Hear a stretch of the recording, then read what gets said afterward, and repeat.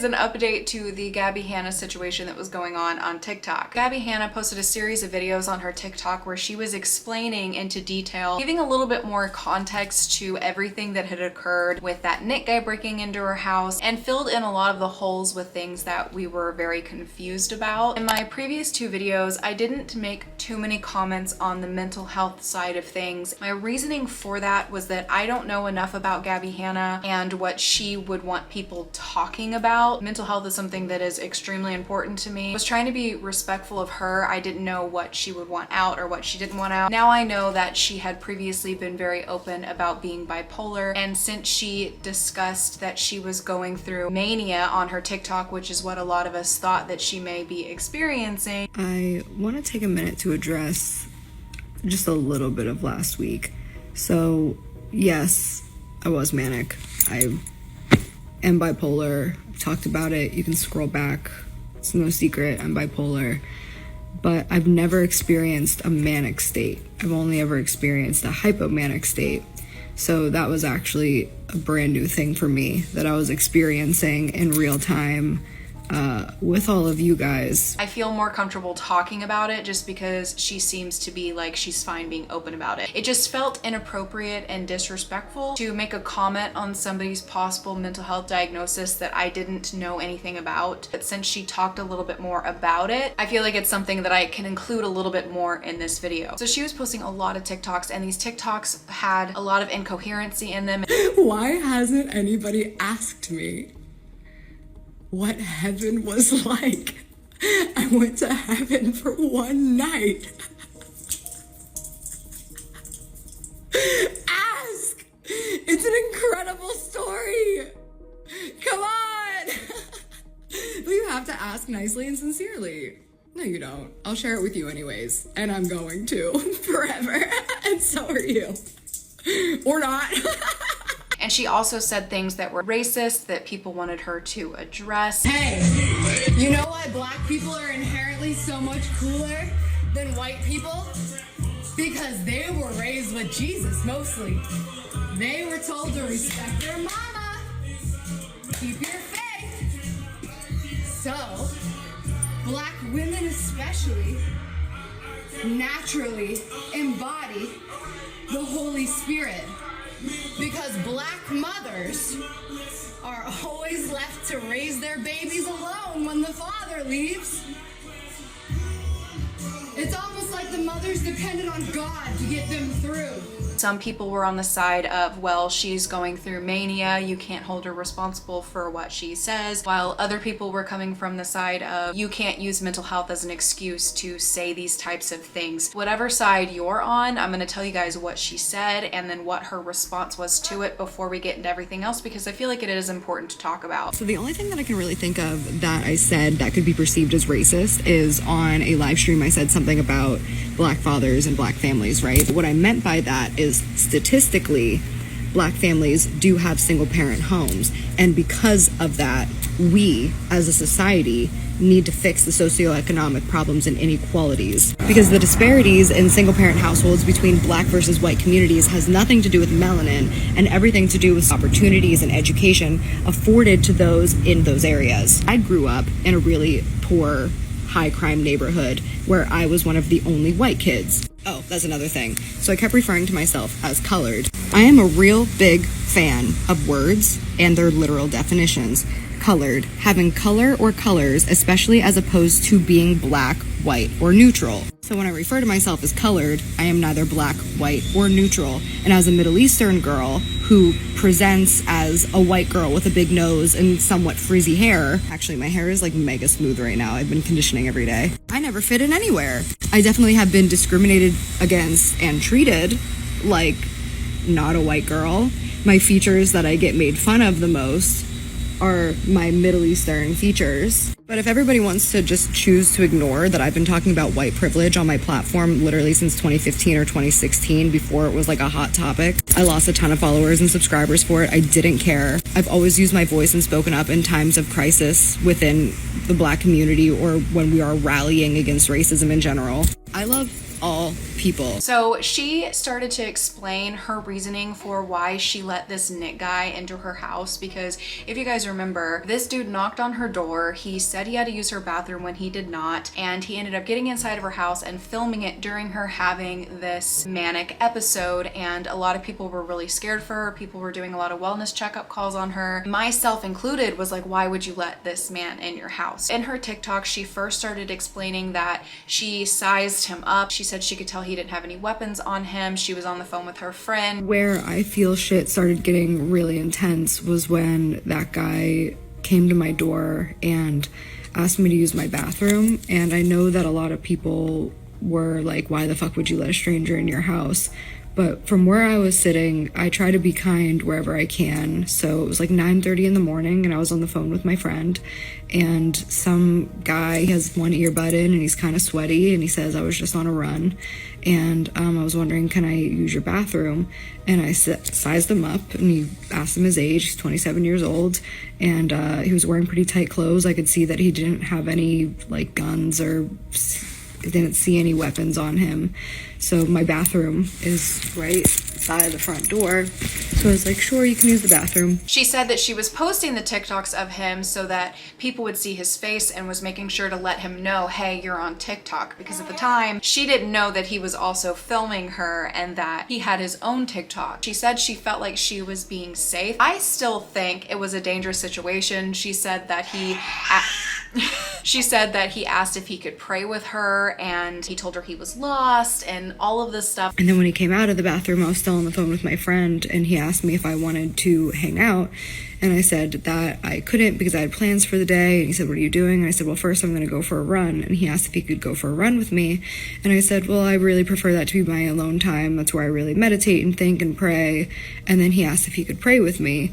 And my friend was still on the phone. I asked him if he wanted some coffee. So I got his prints, I got his DNA, I had him say his full name on the phone. I really felt like I was protecting myself just in case this 27-year-old scrawny-ass guy was going to try something. He knew that I had his prints and his DNA and also a witness to his name and the fact that he was there. So as he kept pushing to hang out with me after I told him that I wasn't interested, I asked him basically, do you have any friends? Like, are you okay? Because he was like shaking, and now I know why. It's because he was doing something incredibly disgusting and manipulative and he was nervous about it. But he told me he didn't have any friends and he was feeling really alone, and I'll explain more in part 2. So then I put his name and his face on the internet. So I'm like, there's no way this guy could be that dumb to do something. Like, I feel pretty protected. Again, it's 9:30 in the fucking morning. Like, there's people in and around my house. Like, I had the windows open. Like, what? I didn't think that he was going to like murder me or like hurt me or something like that. But then he followed me upstairs after I very specifically told him to stay downstairs. And that's when I was like, okay, this kid is pushing a boundary. This isn't safe. So then I filmed him again and I just kept putting him on the internet to remind him that there are people watching him and to not do anything stupid. So then I get a text from a bunch of friends actually, and they're like, hey, I don't know who the fuck you think that guy is in your house, but get him the fuck out because he's posting in your house. So I was like, okay, let me get this kid the fuck out of my house. And that's where you saw me scream, get the fuck out of my house. And then he left. So after I kicked him out of my house, I was like pretty shaken and like hurt, to be honest, because like this city is so fucking evil, like straight up. And like, no matter like what happens to me, like I still fight so hard to just like try to do the right thing and the kind thing, because I don't want to be one of those people who turns people away in their moment of need. Like, if you're out walking and like you're like, fuck, I have to use the bathroom. Like, this guy literally said to me like, yeah, I almost went on the street, but like there's kids that play out here and that's pretty gross. And there's literally a sign down where I go for a run sometimes where somebody literally wrote like, kids play here, please don't pee here, literally. So I'm like, yo, this guy literally just wants to use the bathroom. I don't want to be the person who slams the door in a stranger's face when they're asking for like a bare minimum need. Like, this guy didn't want to whip out his dick in public and pee where kids play. I thought that was like a pretty respectable thing. now we all know that that is not the case. And I just thought, you know, if somebody knocked on my door and asked if they could come in to use my bathroom and then asked if they could pray for me, I would definitely not let that happen. But, you know, we all have different views and opinions on things like that. But that was her reasoning. I still think it was something she should not have done. I still think that was an incredibly dangerous situation. All of the reasons that she gave for letting him in, I still think that he could have hurt her. And yeah, people would have known who he is, but some people don't care. Like, there are people that literally film themselves hurting other people and put it on the internet and know that people are gonna see it. So good, the guy didn't mean her any physical harm, but still, it could have ended so badly. That was her reasonings for letting this guy in her house. And she said that the experience was actually really traumatic. This dude is in her house, and then when she kicks him out, all of a sudden police show up. But after I kicked him out, I was like really shaken, like I was upset. I just put on some music, I went in my room. Sorry, I'm trying not to get emotional about this, but it is upsetting. So I was just like pacing around in my room and like trying to calm myself down. And then I hear banging at my door and I thought it was him. So I just set my alarms on my phone, and then I hear banging and banging and banging, and then I got my glass break alarm that went off on my phone, and then I got the critical alarm that went on my phone, which means somebody has now broken and entered into my house. And she's thinking that the police are there for the Nick guy. She's thinking that maybe he was on the run and they were looking for him or something. She's completely confused. She has no idea the police are there because they're doing a wellness checkup on her because of her TikToks that she's posting. They break into her house, and first she thinks when the cops break into her house that the Nick guy broke back in, and she hears this loud bang, which I guess was them breaking glass. She thinks that the Nick guy was shot. And then I heard this loud bang downstairs, which I thought sounded like a gunshot, but I didn't know. But either way, there was a loud bang.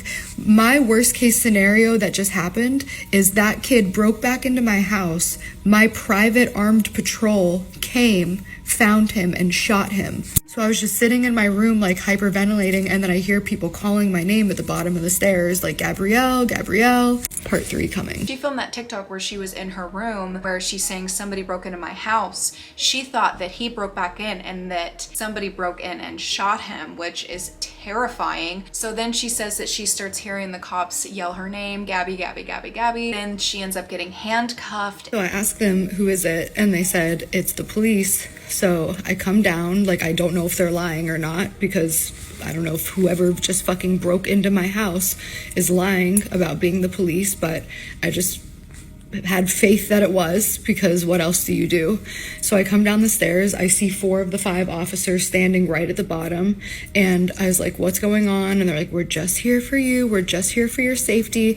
At this point, I still don't know what's going on. I don't know if I'm gonna walk in on a dead body. I don't know, like, if this kid was on the run. Like, I literally have no fucking idea what's going on, or how there's all of a sudden all of these cops in my house, what felt like moments after this kid left. Like, I actually don't know the exact time. I know he got here around 9:30. They got here between 10 and 10:30. I don't really know how long he was in my house, but they asked me to turn around on the stairs, and then they cuffed me. And I said, why am I being put in cuffs? And they just kept saying, it's for your own safety, it's for your own safety. She wasn't even aware why they were there. They wouldn't tell her why they were there. And I think this does open up this bigger discussion of, regardless of who you are, that there needs to be some sort of mental health training given to police officers, because if you're gonna have them show up to do wellness checkups, they should probably have some sort of training on how to handle these situations. I don't think that it's safe for anybody if the people that are showing up to do a wellness checkup don't even know how to handle the person who is having the wellness checkup done on them. If somebody is going through mania, I don't personally think that the best thing that you could do is break in their house and handcuff them and then give them no answers on why they're there and just keep repeating, do you want to hurt yourself or others? So then they had me sit down in this chair, and I'm like, what's going on? And they're still not answering me. They said that they're still just trying to do this for my safety.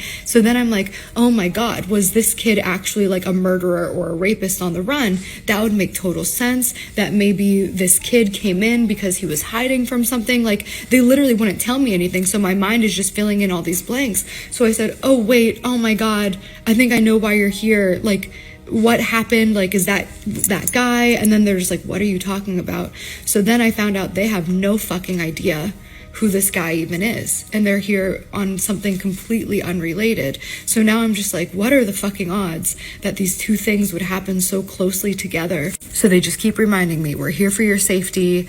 I just have to ask you again and again and again. They kept asking me, do you want to hurt yourself? Do you want to hurt anybody else? And I said, no. And they said, well, why do we keep getting calls? And I said, I tell you guys every time you come, it's just trolls. But like, they have no internal communication. And that's the problem, is like, I believe that a lot of the cops that show up have good intentions. They're just doing their job, but they don't communicate with each other. So now I'm the target of the police getting angry that calls are coming in about it. I just got another call yesterday when I was leaving the gym for another wellness check.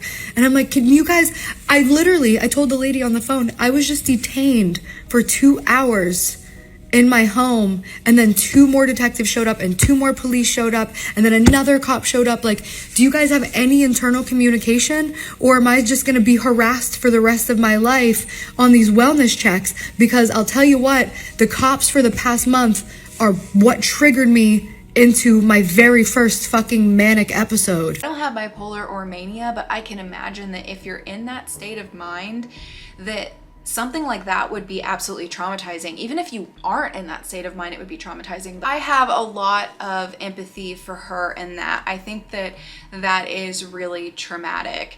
And I have seen that a lot of people are questioning if she is faking this for views. People have kind of pulled up, you know, her past history of how she has discussed she knows how to basically make herself trend, and that there's always some sort of drama associated with some sort of release of something that she's making, whether it be her music or her book. Now, she has said she always has some sort of project coming out, and that she also struggles with her mental health. So of course those things would coincide with each other, but people have different opinions on that. This is just my opinion. Let me know what your thoughts are and if you disagree or agree with me. If you were to fake something like the TikTok she was posting, like this whole time, all man is seeking answers of how does this toy work?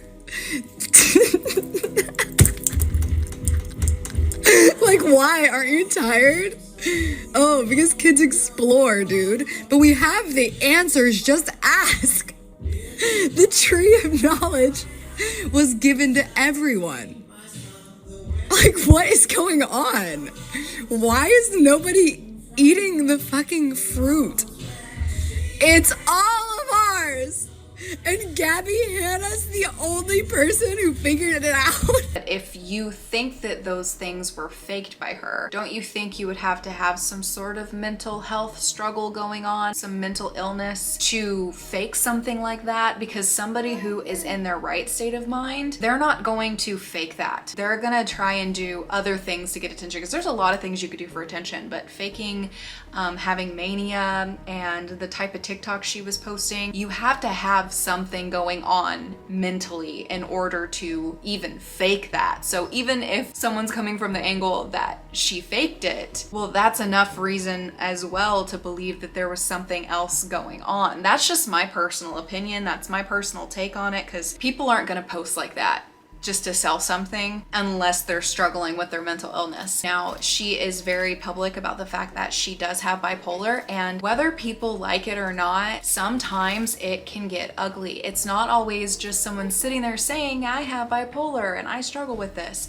Sometimes you're gonna see what they struggle with. It can be rough for the people around you to see and to experience it. It doesn't always make sense. I think one thing I did say in my previous video is that people, you know, seem to be all for mental health support whenever it's, you know, just discussing it, but as soon as it gets ugly and they have to look at the realities of that in the face, then all of a sudden they want to mental health shame the situation. It's uncomfortable to watch. That's just the reality of it. And then when you have somebody whose job is social media, you're gonna see some of that seep through sometimes. I don't know if things were exaggerated or faked or whatever. I'm not gonna make that claim because that's not my place. I'm just here to tell you what happened and what she said about it, and the fact that with her mental health diagnosis that she is open about, that is what can happen with that. And that's just the way that it is. Regardless of anybody's opinions about somebody as a person, with somebody struggling with that type of mental health diagnosis, I just hope that she has friends and family in her life that are there for her. They are doing some sort of mowing situation out there and my son is getting bored, so I'm gonna go ahead and wrap this video up. Here is your quick reminder that I have a second channel called More Kyeluh. I will have it linked down below for you guys if you would like to subscribe, and I will be seeing you guys very soon for another video.